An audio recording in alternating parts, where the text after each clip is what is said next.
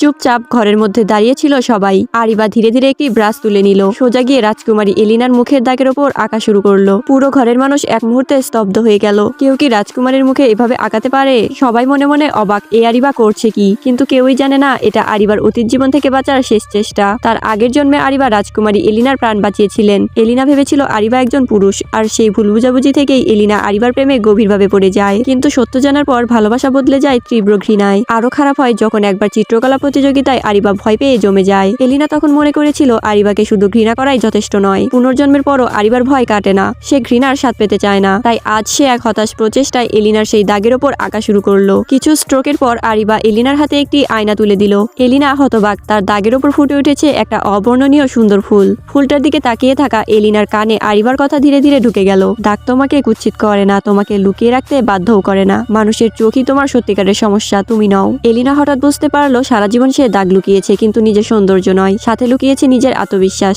আরিবা যখন তার চোখের দিকে তাকালো, ওখানে ছিল খাঁটি স্নেহ। এই অদ্ভুত মুহূর্তকে হালকা করতে আরিবা হাসতে চাইলো, কিন্তু উল্টো হয়ে গেল। এলিনা তার দিকে আরো গভীরভাবে আকৃষ্ট হলো। আরিবা ভয় পেয়ে গেল, নিজেকে নষ্ট করে ফেলার মতো কথা বলল, যেন এলিনা তাকে ভুল বুঝে দূরে সরে যায়। কিন্তু তখন আরো দেরি হয়ে গেছে, এলিনা তাকে মন থেকে ভালোবেসে ফেলেছে।